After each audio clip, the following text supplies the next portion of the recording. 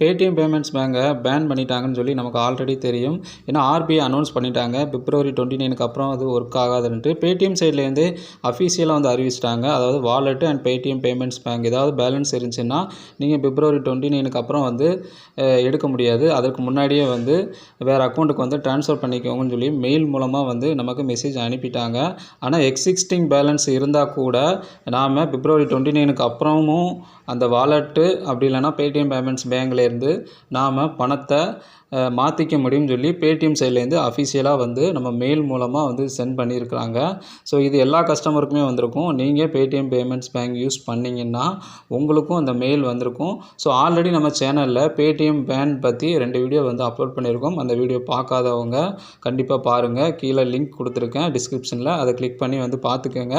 இப்போ Paytm payments பேங்கை வந்து எப்படி பெர்மனெண்ட்டாக க்ளோஸ் பண்ணுறதுன்னு சொல்லி பார்க்கலாம். ஃபஸ்ட்டு உங்களுடைய பேடிஎம் ஆப்பை ஓப்பன் பண்ணிக்கோங்க. அதில் ப்ரொஃபைல் ஐக்கானை வந்து கிளிக் பண்ணிவிட்டு அதில் ஹெல்ப் அண்ட் சப்போர்ட்னு ஒரு ஆப்ஷன் இருக்கும். இந்த ஆப்ஷனை வந்து செலக்ட் பண்ணிக்கோங்க.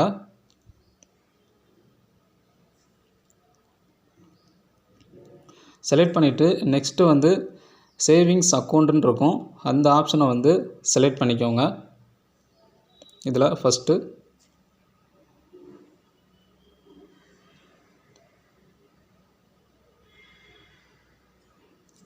நெக்ஸ்ட்டு பார்த்தீங்கன்னா சேட் வித் அஸ்ன்னு இருக்கும். கீழே இந்த ஆப்ஷனை வந்து செலக்ட் பண்ணிக்கோங்க. ஃபஸ்ட் ஆப்ஷன் பார்த்தீங்கன்னா நீங்கள் செலக்ட் பண்ண வேண்டியது இதில் இஷ்யூ வித் மை சேவிங்ஸ் அக்கௌண்ட்டுன்னு ஒரு ஆப்ஷன் இருக்கும். ஃபஸ்ட்டு இதை வந்து செலக்ட் பண்ணிக்கோங்க.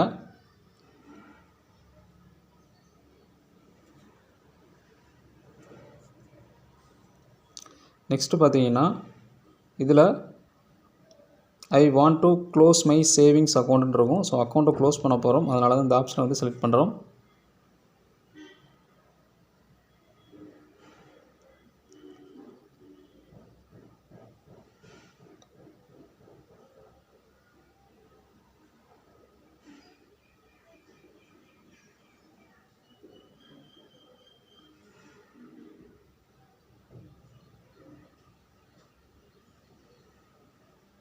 ஸோ வெயிட் பண்ணுங்கள். இப்போ பார்த்தீங்கன்னா ஐ want to close my savings account இருக்கும். இந்த ஆப்ஷன் வந்து செலக்ட் பண்ணிக்கோங்க.